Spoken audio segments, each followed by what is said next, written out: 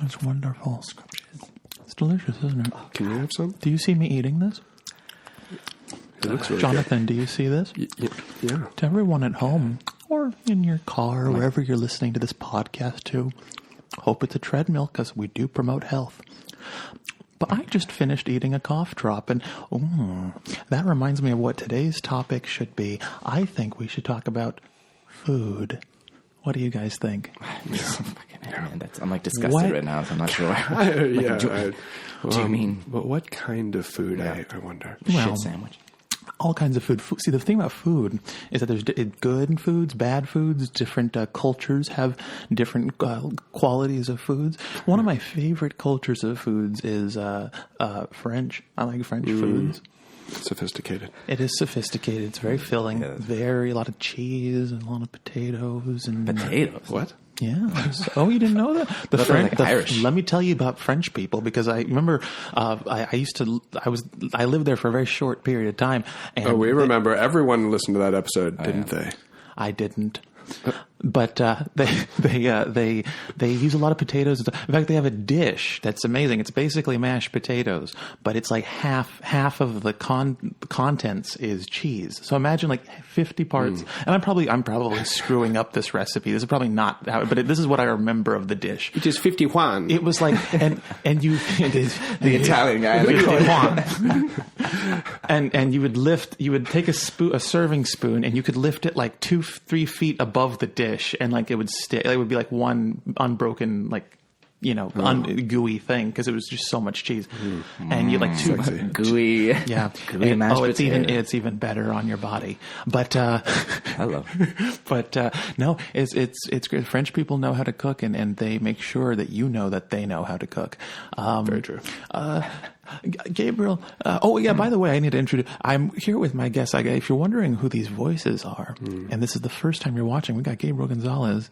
Say hello to yes, and we got Jonathan Hinman here. Hello. Looking dapper as ever. He's got a backwards hat. By accident. And he's got a couple of glasses. Got glasses on his face. So, Jonathan, what's your favorite food? Favorite food? Peanut butter. Except peanut butter. You may have seen this in one of my vids where I said that, but that was true. That was true. It is actually true. A pro tip, right? I have a pro tip. But we're here to talk about real food. Peanut butter. I think it's one of the most important foods to be well acquainted with. It is incredibly cheap. Yes. Okay. It is very filling. Lots of fat and calories. Good fats, lipids, which help your brain. Exactly. And also got a little bit of protein in there. So now here's the thing about peanut butter. Okay, I used to work at the Conrad Hilton Foundation, which was a humanitarian initiative that helped. I shouldn't say initiative. It was a very well. Initiative sounds really.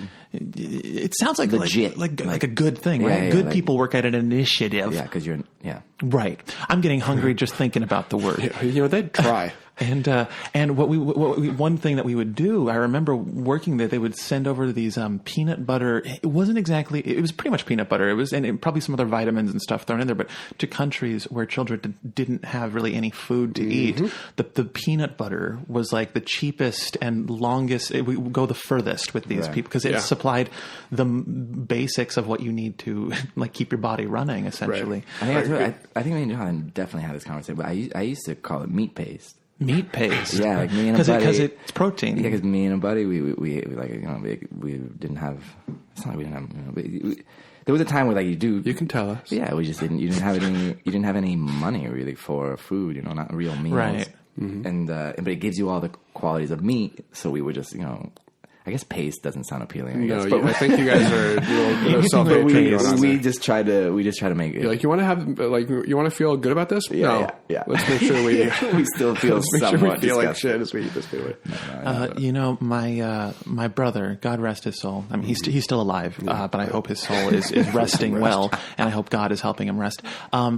He is allergic to peanuts, deathly allergic to peanuts. Now I know that what would be funny to do? Yes, give him peanuts. I've tried, and it was mildly funny at best.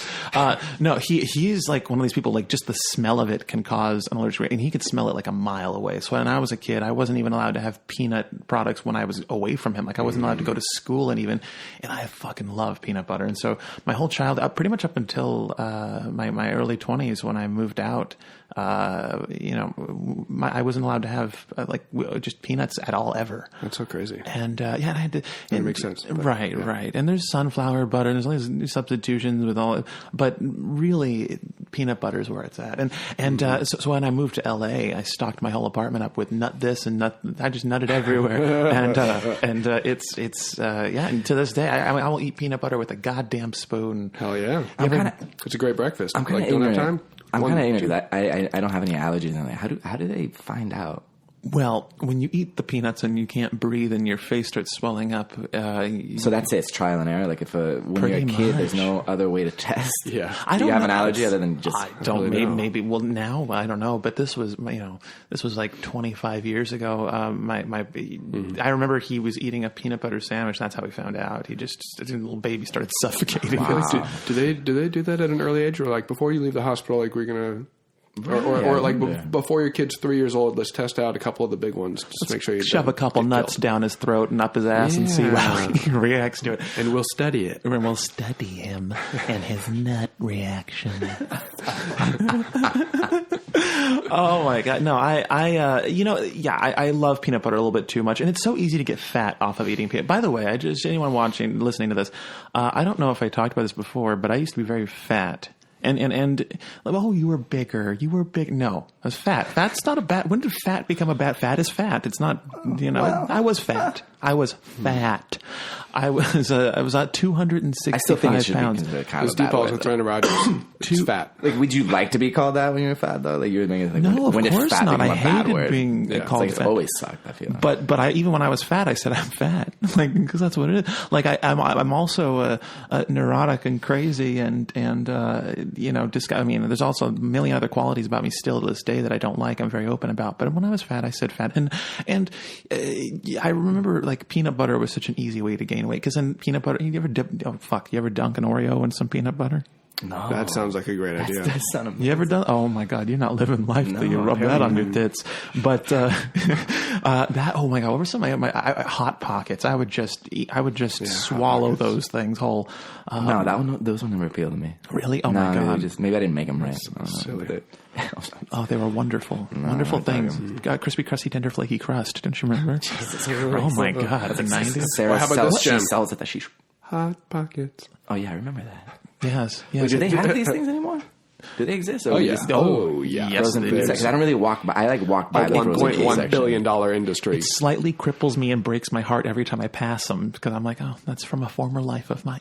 Yeah, because that's the thing. Like when we were growing, did the health consciousness of things did that exist in our time? Thank you. I'm really glad you brought that up because it technically health consciousness did exist when we were younger, but we were so misinformed. Like we were really raised. And correct me if I'm wrong. I could be totally talking out my ass here, but a lot of the rules and ideas for the food pyramid came from just big business, like trickled down from big business over the course of the century. That was a purchased pyramid. It really wasn't until, I'm not saying because of Michelle Obama's and that whole time, but it was really during that time, like 2008 and that we really saw this big shift, maybe even before that probably, but like I noticed a big shift in what we're eating and what we're aware of, right around 2008 when I believe that was around the time when the food pyramid changed to what is it now? It's some different breakdown. It's not a pyramid. It's not 12 servings of bread as the base. But for those, I just read. I think I just read today in the news that they just changed what exercise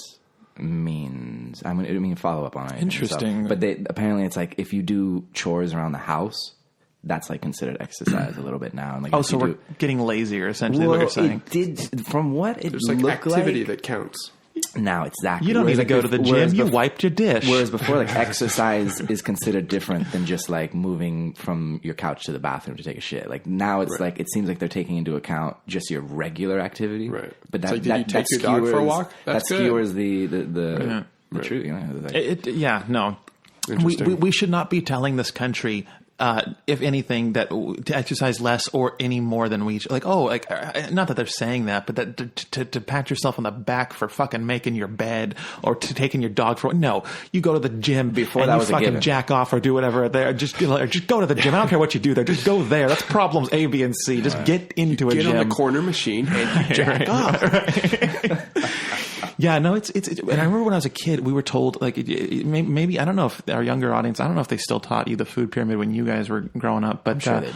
Maybe you get all that bread at the bottom, right? Which is silly because your body produces enough glucose as it is, even without. Well, it employs a lot of people. It keeps a lot of people employed. That's right. But and it also probably has to do a little bit with our changing, like how they make the food, maybe, and how everything is like.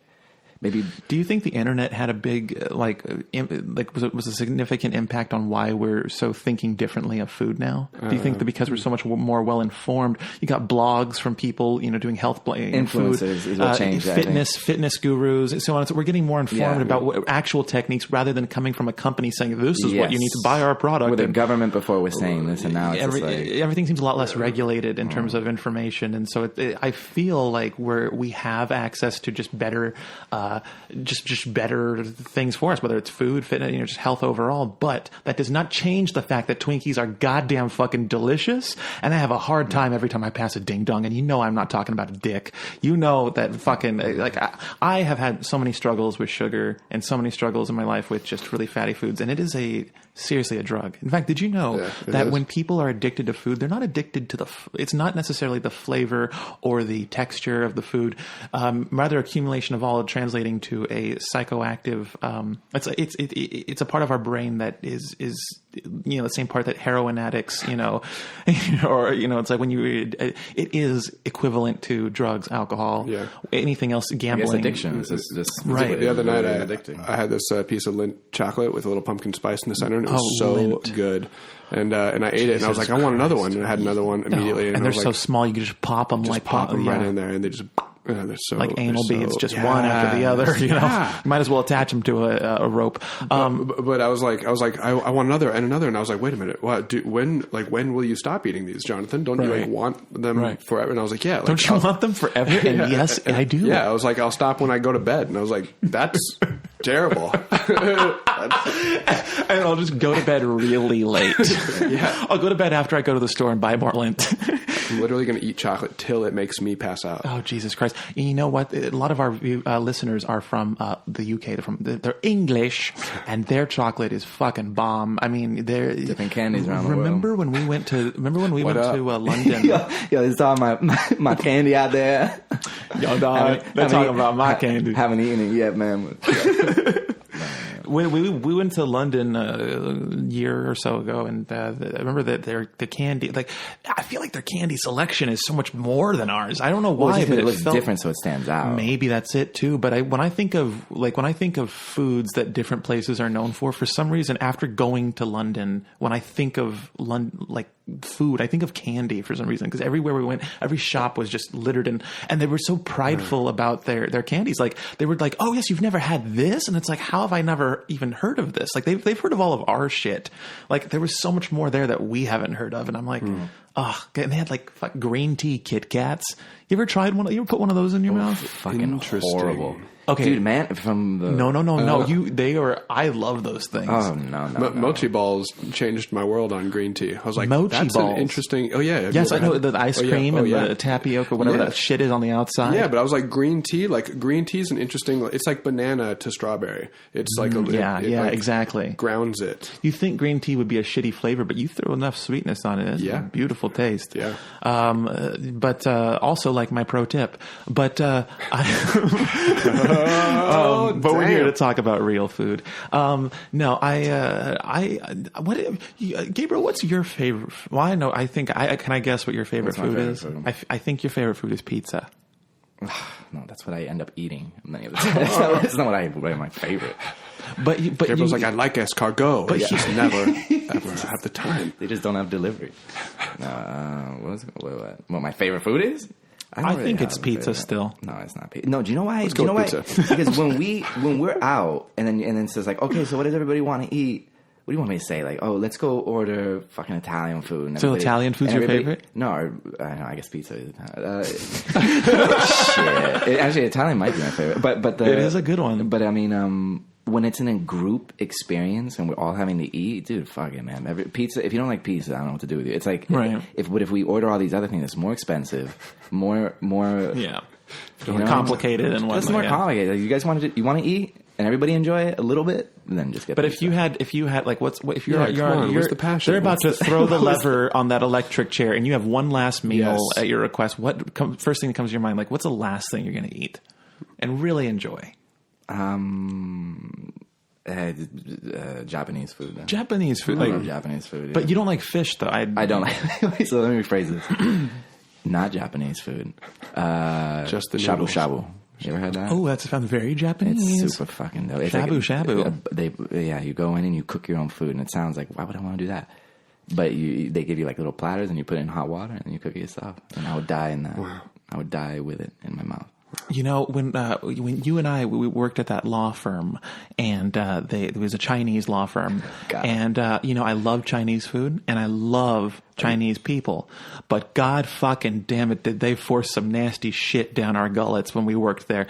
They were like, oh, pigeon asshole, pigeon asshole, duck eyeball, duck eyeballs, and I'm like, I'm sorry. Damn. I'm sorry. Hey, look, I could do any race. Okay, so this is not offensive. I'm just the equal opportunity offenders, but this particular moment, we're talking about Chinese food, and I'm not talking about Panda Express or any golden wonton bullshit. I'm talking about the real hearty stinky tofu. And now this is not a made up one. Stinky tofu is a real thing, and they would take us to these restaurants where they would serve it, and that shit would be piping hot. There's steam coming off of it, and it smelled like someone dunked their athlete's foot in a clogged toilet. I was like annoyed. Wow. I remember we went. They brought us to this place, and it's like closed windows, like closed environment. And remember, it smells like stinky tofu. Actually smells like shit. Right. It's not. It's like a specific dung. It's like and we're there, and I got annoyed afterwards. We left it, and I was like, it was on my clothing. So I had to be sitting in my office, like, what the fuck? Like, I can't even leave it. It's in the fibers. Yeah. No, it's like it's part of me now. So yeah, some people like that stuff. And then they try to convince me that it's okay, and I'm like, no. I can take like some strong cheeses, but from what I've heard, stinky tofu is beyond. I wouldn't stick stinky tofu in my ass. Okay. Wow. That's like my shit is more welcome than stinky tofu. No, but you try it. No, and I couldn't. I wouldn't want. Yeah, no, I did try it, man. But that's the thing. Like cultures and different people, they're just accustomed to their own shit. That's the reality. Like I'm sure totally. They eat McDonald's, and they're like, this is gross to me. I actually McDonald's for as fat as I was, McDonald's was never appealing to me. The burgers were never appealing to me because everywhere else. And correct me if I'm wrong. I might be talking out my ass again, but. There is a noticeable difference between McDonald's burgers and everyone else's, and not in the beneficial category for McDonald's. I mean, like there's like a cheapness to McDonald's burgers that like fucking like even Burger King I feel like has burgerier burgers than McDonald's. Am I wrong about that? I always go for the chicken nugs, so I do not know. I feel like was 3. I feel like there's a not talked about step in the process of the McDonald's like burger assembly in the back of the restaurant where they right when they complete it they just have some like just a like 300-pound person just sit on them for a good like 3 minutes and then serve it because there's like a South Park they're so flat like and I remember as a kid the first time I was served like a McDonald's burger as a child thinking like what the fuck is this pancake that I'm having to eat. And to this day, I've just never found them appealing. They are remarkably thin. They are, and which weirdly, remarkably so. Yeah, remarkably thin. But let's talk about McDonald's for a bit. Their chicken nuggets are pretty bomb, I will say. I've never considered that chicken. Something about it was like, to me that was more fake than the burger. Where I look at that, I'm like, is this cartilage? I don't care if it's beak. I don't care if it's blended eyeball. Clit meat. Yes. I fucking love those things. I don't even think of it as chicken. I don't think of it. Well, as chicken. That's why you can get away delicious. with it. At least the burger is like somewhat a cow. Yeah, at that Okay, point, Gabriel. Okay, when I go to McDonald's, I'm not Mr. looking Chickens. for farm fresh anything. I'm basically, when I go to McDonald's, it's 3 a.m. and I'm drunk.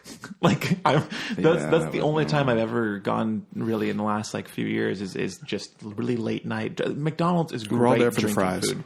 Oh yeah. You ever been hungover with a belly full of McDonald's the next morning? It's fucking disgusting. But in the moment when you're devouring it, it's a total Dr. Jekyll, Mr. Hyde, werewolf carnal moment when you get into McDonald's at 3 a.m. Yeah, you're like, dang, I got really drunk, and I ate McDonald's.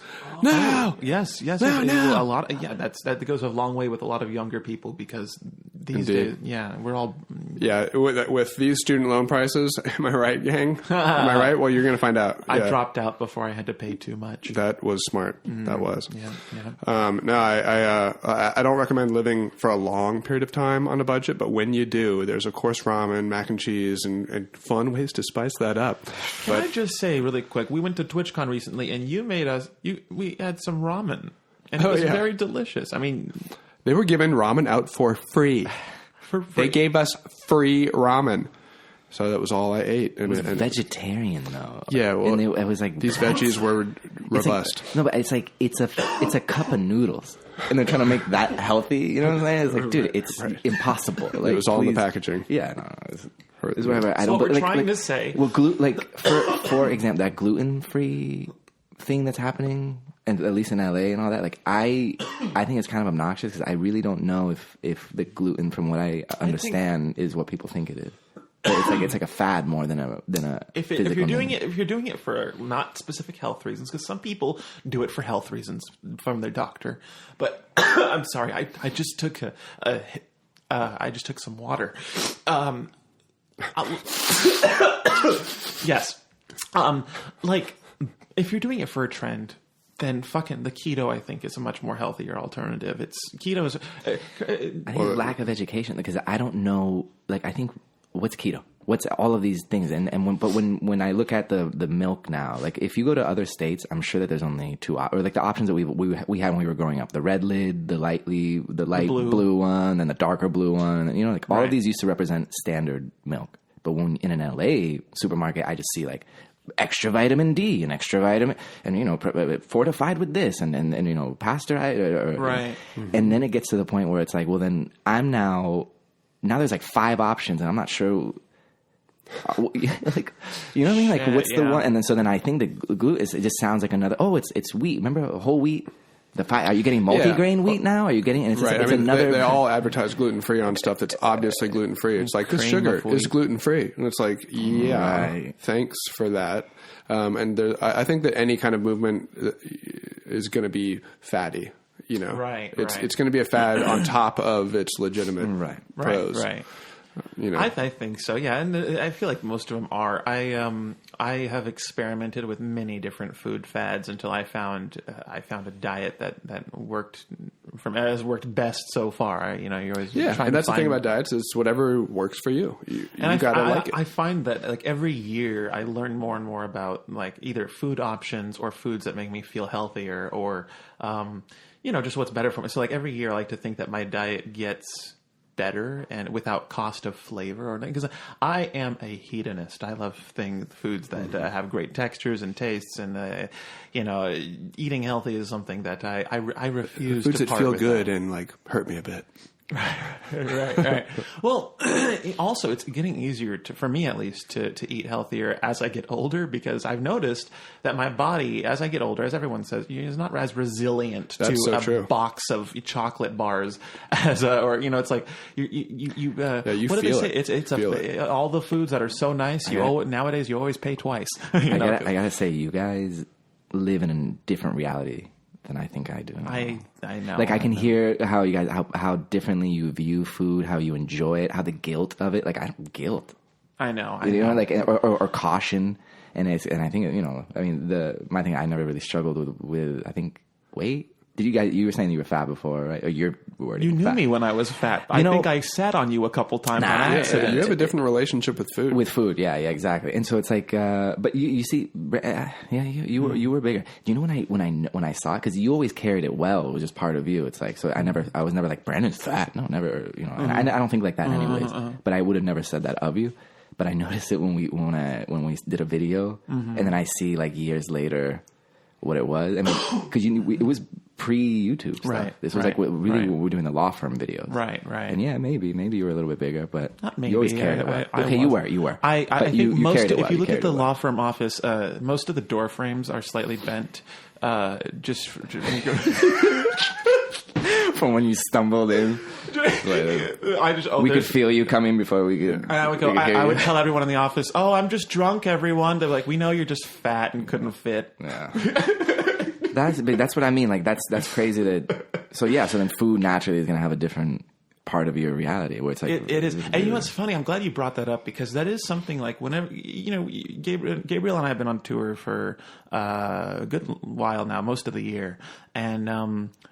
Being with Gabriel and I, we see each other almost every day, but going on tour, like you really like get to see how and we've talked a couple of times about food. Like we both look at food differently. And that's not to say that, it's just a different, like for instance, I know people who, fucking love, I don't know, anything that I don't like red wine. People who are like when I came from Livermore, the town of like the small Napa of California, and there was a lot of people who were obsessed with wine. They would drink it every night, bottles every night, and just consumed it like water. And I just never, and like whenever they were around wine, it's like, oh gosh, I don't want to, I shouldn't touch it. I shouldn't, and I never felt that kind of, oh, I have to resist from the wine, So I get that with food, like I see how you can see food, I see how you can, but then like, how I am with alcohol. I really, as much as I like portray this partier on my Instagram and I'm always like, oh, I'm drunk, I really don't drink that much. And when I am drunk, I'm a lightweight. Like it doesn't take me that much to. Yeah. It's not like it's not like I see you all night with a drink in your hand. Right. Where but you there have been nights where you see me all night.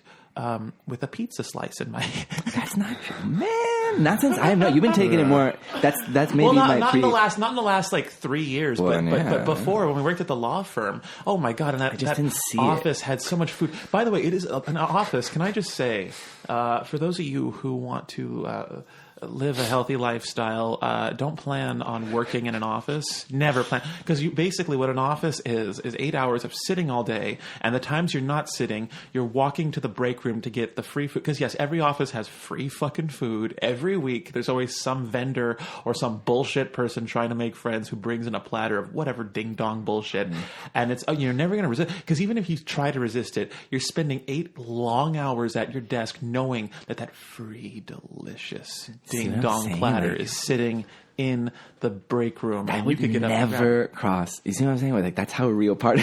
Like you're in the office for 8 hours, like the deliciousness of the donuts. And for me, it was like sure, they ask about my family and they remember details about my life and they inquire about my well-being, but I know they just want those ding dongs in me.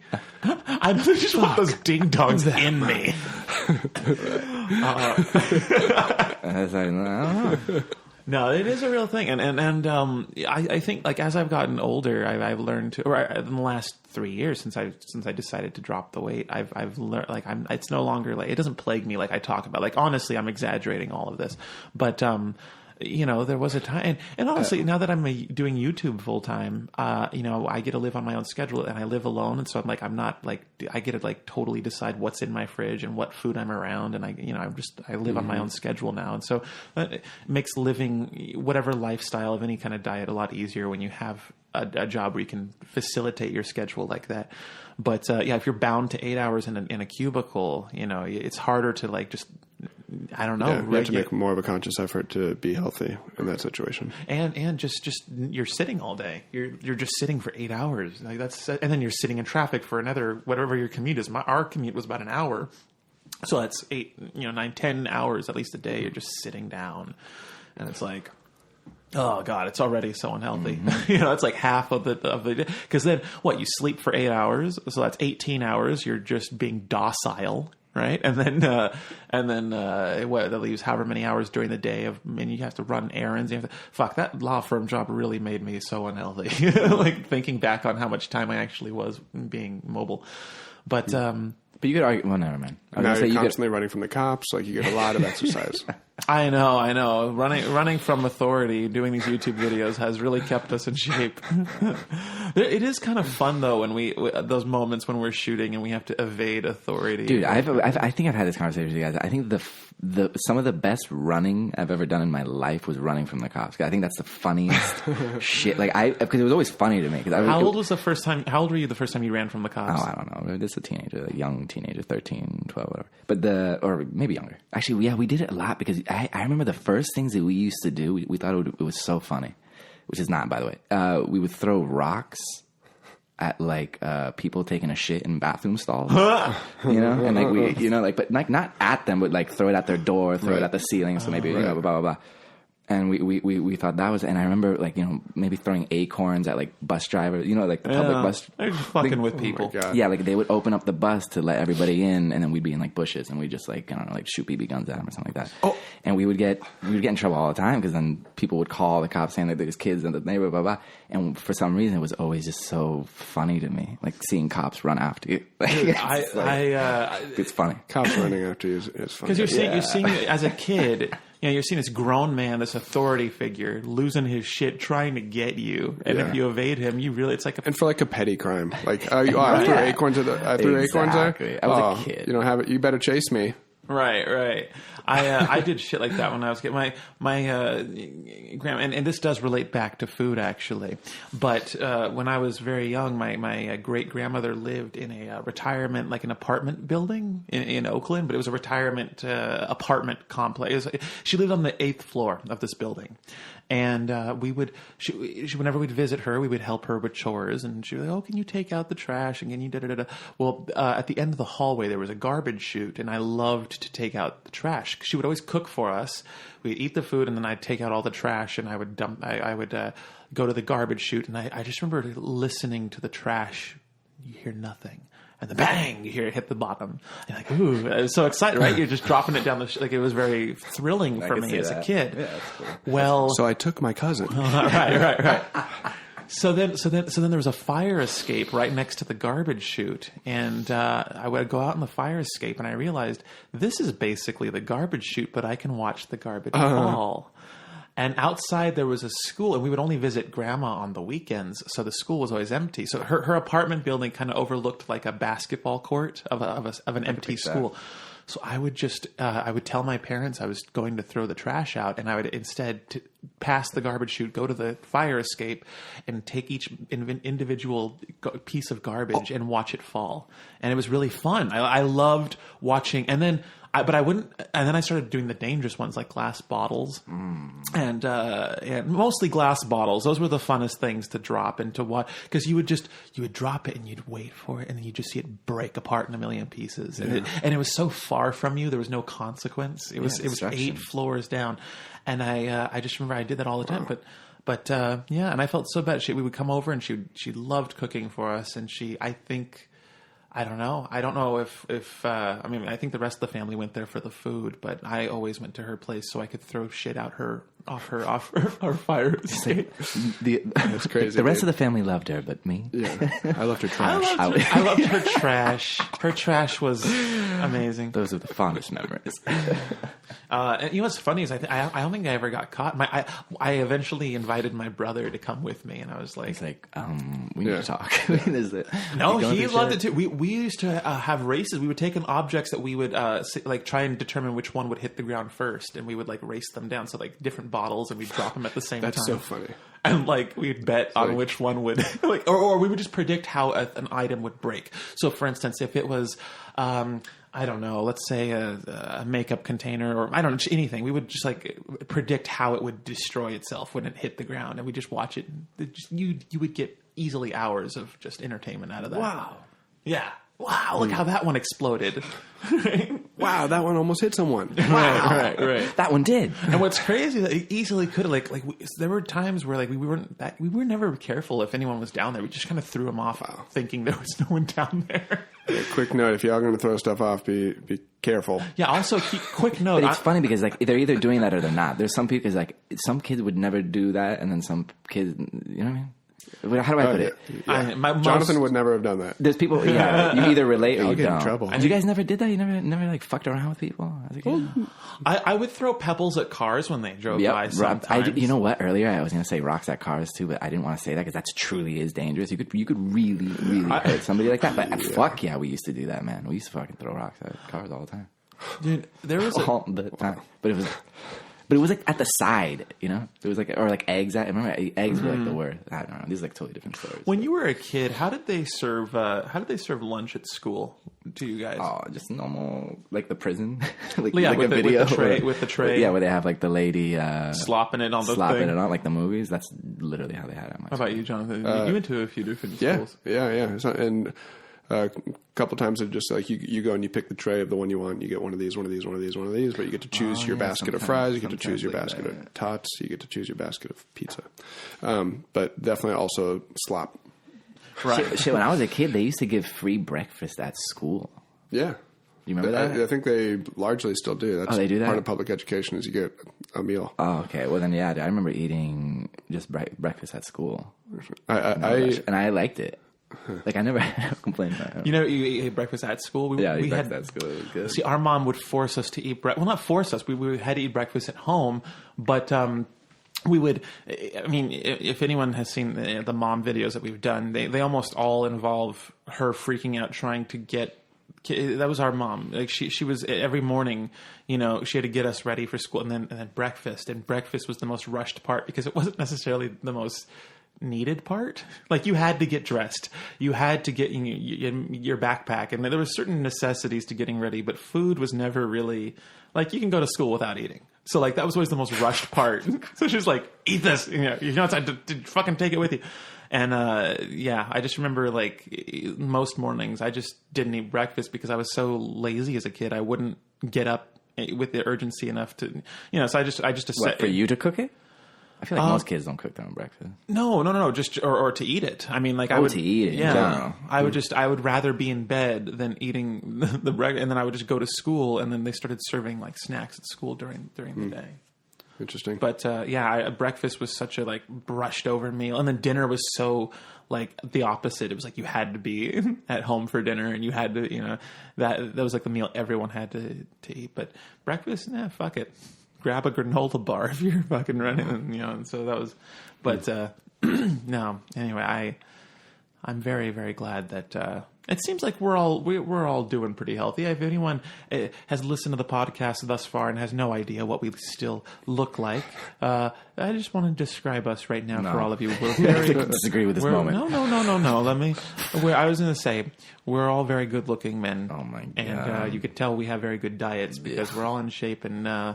You know, it's sometimes just picture Zac Efron with Ryan Gosling with like the Rock's left arm, all their semen. Kate Blanchett, young Kate Blanchett, drinks it and butt babies out. A beautiful three of us, and that's what we look like. Yes, the act, not so much what she gave birth to. We look like the act. It's an abstract metaphor. Body dysmorphia, another day. I got a school lunch story. You have a school lunch story? Yeah, actually, because I just kind of glazed over. Put it in my mouth. I just kind of glazed over like a hot lunch, but it took me... Hot lunch, that's what we hot called lunch, it too. Cold lunch, or sack lunch. Yes, hot lunch, cold lunch. I remember that bullshit. Yeah, I was always like, cold, fuck you. Like, cold lunch. Fine. Room temperature. Wait, I don't know this. What is hot lunch? Hot lunch means that you're getting one from the cafeteria, and cold lunch means you brought it. Or sack lunch means you brought it. Sack lunch. That's a slang from over here. Hot lunch or cold... Dude, I Really? honestly... That was a thing? Yes. And then you look down upon, like, you brought cold lunch. Yeah, exactly. Well, it depended on the cold lunch, my dude. But it was just the way they referred to it. Let me put it this way: the hot lunches looked like real food. They looked like not like real food, but it was like French bread pizza or like just things that they would like. It looked like it took time to make it, and rather than just like a sandwich in a sandwich bag that your mom threw together. But I just had a glimpse of that memory of opening up my lunch bag, which was probably some dope ass cartoon or some shit that I like really liked. I was like glad that people would be like, "Hey, you see this shit?" I had a Teenage Mutant Ninja Turtles. Yeah. Teenage Mutant. That was my lunch jam. pail. I was everybody. I was Raphael, of course. Which one were you? Donatello. Fuck, you would be too. I didn't want to say it out loud, but I was like, I would be Raphael. I feel fuck. Oh, Which fuck one were you? both. Which one were you? You're Leonardo. No, I was Shredder. God, of course you would be. Damn. Mother. I fuck those turtles. Piece of... I believe that. That's crazy. And I have. No, but anyway, I would eat but the feeling of opening up your lunch like that's actually a really beautiful feeling. And I kind of want that. Maybe I should start packing my lunch. You should. It feels great. It does. And in a cartoon thing. For me... if I'm going to do it, why not do it right? Go for it. But then will it be like, because I remember in school, like did it come over here? I remember in university for me, but I was outside of the States. There was a fad where like people like teenage guys would be wearing like SpongeBob SquarePants backpacks. They'd be coming to school with like Spider-Man, like. Oh, I don't remember that at all. That didn't happen over here. Oh, did they get? Did they? Oh, it did happen over here. Jonathan thinks it did. Did they get pussy? Oh no, they did. Of course, that was a fad. Only quote unquote. They wore like SpongeBob bullshit. Wait, no, not in the. Maybe I shouldn't have said. What age bracket are we talking? I'm talking about university, so from anywhere from 18 to 20. Was this in Japan? No, because they love that cute stuff. Oh, Puerto Rico. I know it sounds like because I'm describing it bad, like neon colors and. Like ravey stuff? Like guys would have like notebooks, but notebooks usually are just right. But when you look at kids ones, they're like My Little Pony. Yes, Lisa they had princess. Yeah, Lisa Frank. They had princess things, like feminine things. That's hilarious. And it was like for like a year, because Puerto Rico is a place of fads, man. It's like every year there's like a different thing, and over here too. But it's such a small environment that it's easier to like change. Strange. Anyways, it's okay. I guess I never have it over here. Very, very weird, Gabriel. Very weird of you. So anyways, when I said that I wanted to get a lunch, that. it just had a flash of that because I was like, I remember thinking those kids were fucking like just posers. I was like, why you... Seriously? Yeah. Because other people, I don't know, man. So your mom... I'm doing it for legit reasons. I want cartoon lunch bag because I fucking feel it in my soul. What would your mom pack in your lunch? Or did you pack peanut butter and jelly? Hell yeah. Or a tuna fish sandwich. Or peanut butter and jelly all the way. And the apple juice that came in a little carton, small thing. Basic shit. My mom just tossed a Lunchable in my backpack. Oh, I wish. And actually, you know what? However that sounds to you, I actually very much enjoyed that because Lunchables were the cool thing to have. If I wasn't getting a hot lunch at school, I was going to proudly unpack my Lunchable because we all knew the advertisements. Everyone at that age knew of the Lunchable like commercials, and we all know of all the Lunchables, the pizza one, the taco one, the pizza one is amazing. It's amazing. Right. The pizza one was very good. It was Jonathan's really excited. Have you had the pizza Lunchable? It really was one of the best. It really was one of the best parts of my childhood was that pizza Lunchable. And they just didn't have those things, right? I spent most of my life outside of the United States. I haven't had one of those since I was like 8, 9 years old, but I could distinctly, like right now, taste how it feels. It was a very distinct flavor. It was like a sweet sauce that you'd put on the thing, and then the cheese on top of it, and the pepperonis that were fucking like thick, little tiny discs of meat that you'd throw on there. 3 per. It was only 3 per thing, and you'd have 2 pizzas. It was 3. Three pizzas, 9 slices of pepperoni. That's right. Sprinkle of cheese, and then the sauce that you'd always. You would 2 out of 3 times open successful, right. And then that 1/3 time you'd open it down the seam and it would just drip everywhere. Get the pizzas! There's sauce coming! All 3 of these pizzas are coming right now. Exactly. Wow, that's quite crazy that we have that in common from our childhood. That physical memory or that sensation of what a Lunchable, because that was a very distinct food. And if they still sell them today, anyone who's had them knows what we're talking about. Are these like TV dinner? They're the most American form of a quick, mid to lower class family's school lunch for kids. It was basically a box of, and you see them all the time, but no one really, if you've never had one, you don't know what's in them. It's a box that's refrigerated. You don't have to, and you heat it up. There's really no prep for it.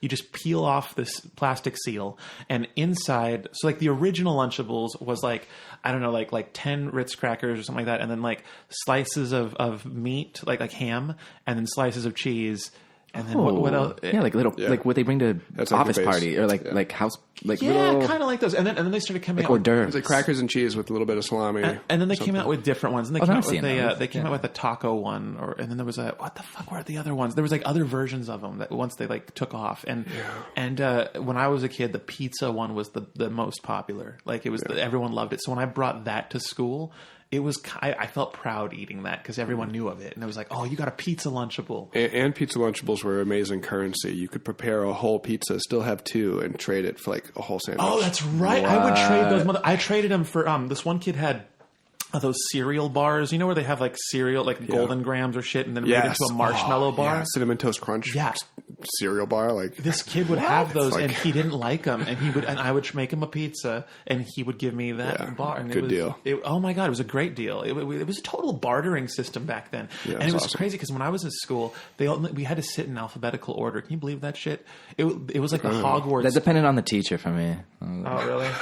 Yeah, it was like some teachers were like, it was like, that's not dependent on the teacher. No, sorry. No. Oh, so the teacher would dictate where everyone. There's memory behind that tone. Oh yeah. Oh yeah, because we had to sit with our classes at least, but then some teachers would say you have to sit in alpha. It was like the Hogwarts tables, just long rows of very very long with kids sitting down the benches. And we would be in alphabetical order, and I was a near kid. I hated everyone with an R last name. I hated the section I was in. I was like in the worst part. All the R last name people were like, it was a lot of. They should all be S's. They should all be S's. I wish my last name was. It's like I get the logic because you don't want to have kids because if you get to choose where you sit, you're more likely to sit against somebody who's going to make you not pay attention. But that was the only way I liked my class. So if you don't let me sit where I want to sit, I'm probably going to. Right. Oh, do you remember how exciting it was? In the sense of school, I don't know. We already talked about this with school and all that. But yeah, school really was. For some people, it really isn't like the experience that they want to be there. I just had this memory when I was in the first grade. First grade, I was about 6 years old. And one of my earliest memories of school ever, I'm in the lunch line, and they have those giant vats of sauce you have to press down on the handle and it squirts out into the paper cup. You know what I'm talking about? Like ketchup and and first of all, that always makes sauce look very unappetizing to me when it comes out in this like this turd fucking thing in my little emoji turd, my little Dixie fucking paper cup or whatever and I remember when I was in first grade, it was the first day of school, and in kindergarten, you always had your lunch box with you. Everyone brought their lunch. But first grade was the first year that you have lunch like a real kid in the movies where they have the cafeteria lady. And that was really scary for me because I've never eaten lunch like that. Mm-hmm. And there was this big... Having only Matilda to go off of. Right. I was terrified. Right. Having only... Really, yeah. And there was this big Samoan guy. His name was Ryan. And he was a Samoan or Hawaiian. He looked like big... And you know the kind. And I remember he was in front of me. And I went to go press down on the barbecue sauce. It was a barbecue sauce pump. Mm-hmm. And I was going to go press some, and he stopped me. He's like, no, man, no. And I was like, what? He goes, no, it's caca. And like, that man is a hero. He said it to me, because I think he was a second grader.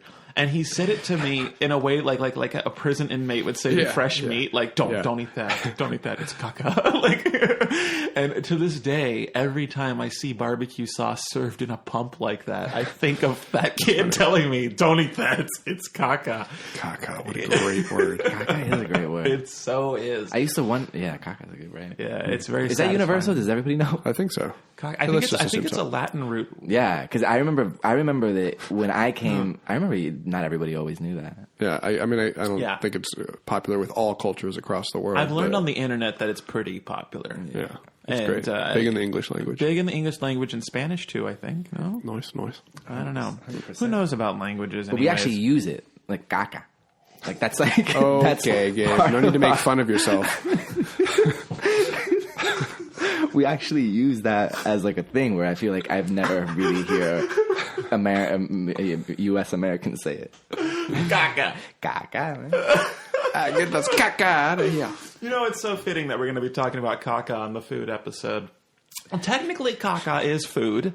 Technically, it's gone through a process in our bodies where We churn it with our digestive tract, suck out some nutrients. And why does it all always look the same? It's always brown, isn't it? Like that candle right or like there. Green. Jonathan. Mm-hmm. It's like my candle over here. Holy shit. I wish we had it. I don't know why. I just like, what looks like that? That's going to fuck up that candle for you for a while. I'm sorry. It's just you just took that peaceful candle. Wait, we don't know that could be like, no, that looks like a cock. Gabriel, lick that candle for us. Oh God! Do you guys ever see Two Girls, One Cup? I did. Remember that? Do you remember that? Yeah. Oh my! It's still around. I feel like the reference is going to live. It's there. It's just going to live. It's still there. As of last night, it's still there. But I never believed right before this podcast. I still firmly believe that there is like a little bit of fakeness going on there, man, for real. Okay, fakeness or not, there was butthole stuff that went into The someone's was mouth real. No, directly. we're not getting into that. This all right. whole, yeah. For all you people that clicked on it, like, okay, I'll do food. I'll try the food episode. That one could be me. Well, I mean, that did relate to appreciate food. you. They ate. It was food. Yeah, they fucking. They were eating. Yeah. It was food to some of them. What would that shit look like? You know, like eating shit. Oh, a human centipede. If watch that liquid. I guess. But we never saw it. It just went straight into somebody else's. Do you ever see it come out the sea? I'm sorry. This is still the food. Shit in the ocean. Oh my God. Oh, wait, what do you mean the sea? The sea, the A, B, and the C. In the human centipede, there's A, B, and the C. Yeah. And the C would be a double one that passed through thrice. Right. I'm going to throw up on this podcast. Oh, yeah. Sorry. Damn. Well, let's see. I mean, dog food. Dog food is interesting because do you think they like it? I mean, it fucking looks like shit, tastes like shit. But they look pretty happy to eat it. I've eaten it. It's horrible. Well, but what about a premium milk bone? Oh, they're not. That's not you. Definitely have on that one. I've had a premium milk bone. No, it's not bad. You know what? I've had dog. It's not great. I've had dog chicken jerky. Steven. That sounds good. Right, my old roommate had he went to some festival and they gave him a sampler pack of get all that free merch or whatever was the swag, and I was going through a swag bag and I didn't realize it was dog food. It was like chicken jerky, and I read the ingredients. The ingredients were just it was just chicken and like salt or something like that. So I was like, oh, that's it. Yeah, but they usually have a dog like right on the bag. You know, but it did not. It was one of those. It was one of those what do you call it? Like, it didn't look like a dog food bag. No, it was like a bougie. I'm saying your mind really must have been just really. And honestly, it was not bad. It was really not bad. I made it through about a good third of the pack. Fuck. Yeah. And then I look at actually, Steven pointed it out to me. He says, "You're eating dog food." And I gotta tell you, I continued. If he didn't give the rest to his girlfriend's dog, then I probably would have kept going. Yeah, it He's was like, good. and the dog needs to eat tonight. You know what fucking is disgusting to me? Is cat food, the wet stuff. Yeah, that smells like terrible. Oh But God. they love it. They can't get enough. To anyone who's listening to this, crazy. if you know anyone who works in a cat food factory, that's got to be the worst job in the world, to work in a cat food factory. Oh my God, I'd rather work in a poop house. The cats. Damn, no! Didn't you ever drive by to get to Huntington Park? That sausage factory. Oh my God, the slaughterhouse or something like and that. I remember There's a lot of slaughter stinky places pigs in you can this work. thing. it would trip me out because I used to have to go there to get to work, and I would pass by this factory that was clearly where the sauce, and you can smell that rot or whatever. But do you know how they painted the outside? Like a mural of farmers. Yeah, that's right. It was the most it was like, in fact, if you took away the smell, it was actually beautiful. And I remember having that contrast in my mind of like, I don't know. It messed with my mind. And compensating for anything? Yeah. And then we're in traffic and you just have to kind of deal with it. And I just remember thinking like, this is life. This is a representation. This is literally how I feel about it. Slaughterhouse. So Gabriel, you've been to Livermore, my hometown. Do you remember that? I think I've shown you this place. There's a place where I live. It's a facility that processes all the water in Livermore, and And I call it the poop factory because it's a plant that smells like shit when you drive by. And it's everyone who lives in Livermore knows to roll up your windows when you're getting close to this place. Everyone who's anyone knows this place reeks. And it's just like within the few 2 or 3 square block radius of this place. So it's a pretty self-contained smell. But but the outside of this facility is painted like the ocean, and it's just whales and dolphins. But on the inside, it's just churning vats of shit, and it's disgusting. And so it's funny. Get that shit stirring. I know. Stir that up some more. Do you ever have intercourse with someone and think just within this beautiful body is feces and... sorry, we're talking... Okay, we keep going back to this. I'm sorry, Jonathan. We're here to talk about food. What is one of your favorite recipes to make? Jonathan, well, I'm going to start with you. Yes. I got one for everyone. Okay, this is also on a budget. Poo platter. Oh, my God. A cock platter. I'm leaving... Yeah. Sorry. You guys keep on making this about poop. Okay. This is going to save you tons of money and help you out in a pinch. It's called egg cake. I got the pinch. You said pinch, but it's not my fault. Egg cake? Yeah, egg cake. It's basically a crepe, but you mix in a little flour, a little sugar, and honestly, I'm saying a little. Do not worry about the quantities.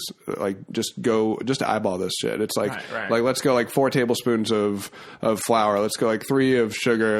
And then you stir in a little milk, I don't know, a teacup or so, something like that. Get into a paste. Toss in 4 or 5 eggs. There's that paste. Those are your logical conclusions.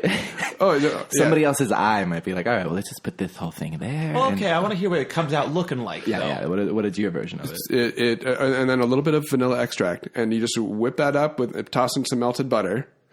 And then you just put it in a pan. The ingredients, and you flip it out. Yeah, and you can vary the amounts of flour or sugar to taste, or more butter, and so it ends up potentially being a very protein filled and cheap. Like a whole egg cake is definitely a meal, and that's And you bake this just in a pan, just fry it in a pan on the stove. Yep. Okay, one side and then the other. It takes 10 minutes to make. Super cheap. I'm listening this time. Remind me of the ingredients here. Flour, sugar, water. Oh my God! Wow, flour, sugar, milk. Forget that water. It's flour, sugar, milk, egg, vanilla extract. Butter. And butter. We both got butter. We're like, butter. Yeah. Where's that butter coming? Butter. Yeah. You just play around, but so many combinations of that are good. But anyway. That actually does sound really good. It's under $1 for a whole meal. And it's filled with protein. And you can add other things to it to be good. I mean, unless you're Gordon Ramsay type of chef or whatever, but in general, most meals are actually quite simple once you know how to do it. Yeah. It's you just mix in 3 things, cook it about this amount of time or whatever, or this style of doing it, and then you're there. Right. And if needed, you can find your way of spicing it up. Is that just a little too boring? Right. Add peanut butter, add raisins, add syrup. Right. Is that too, right. And peanut butter to anything. I put peanut butter on this thing forever. It's, yeah. And peanut butter. I love this recipe, guys. Yeah. Oh my God. That sounds, I actually, okay, so. I go back to poop. We're ready now. Yeah. And then after you eat it, how's the poop? Yeah. How's the pooping side of that meal? The crepe caca. I had a cheat day last week. We shot that Halloween special.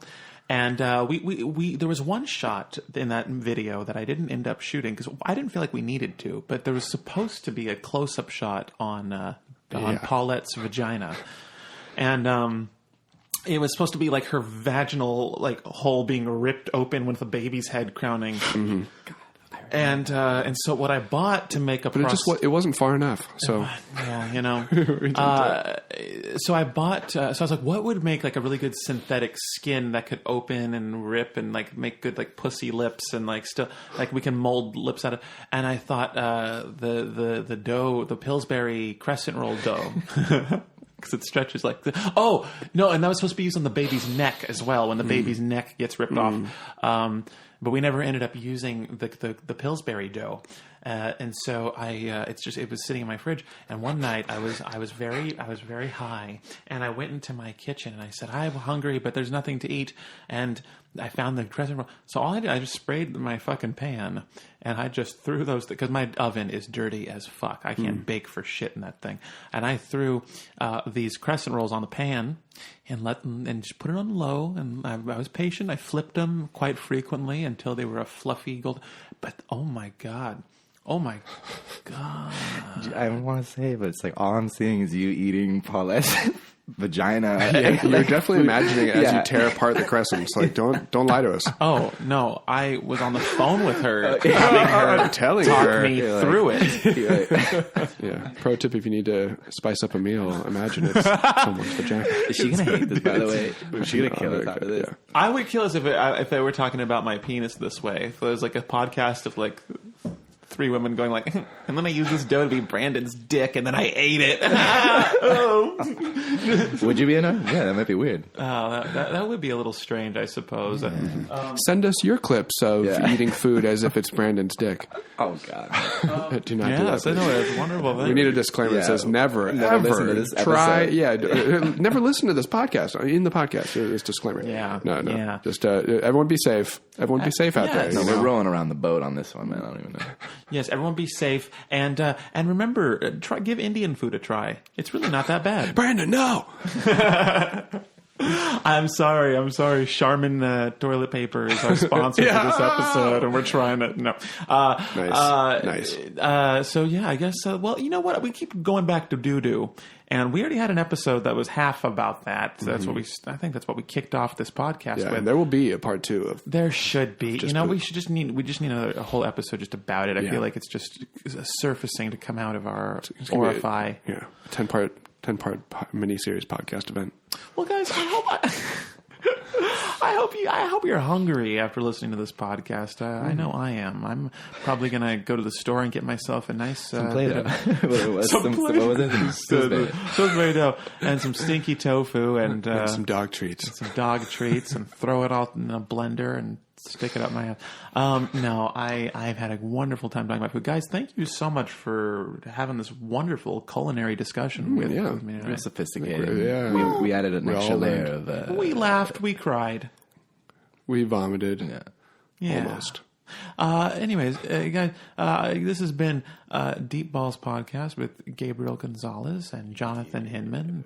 I'm Brandon Rogers, and it has been entirely... my pleasure.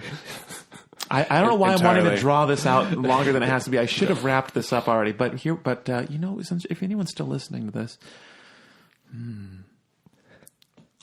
I think I'm going to get some lunch now.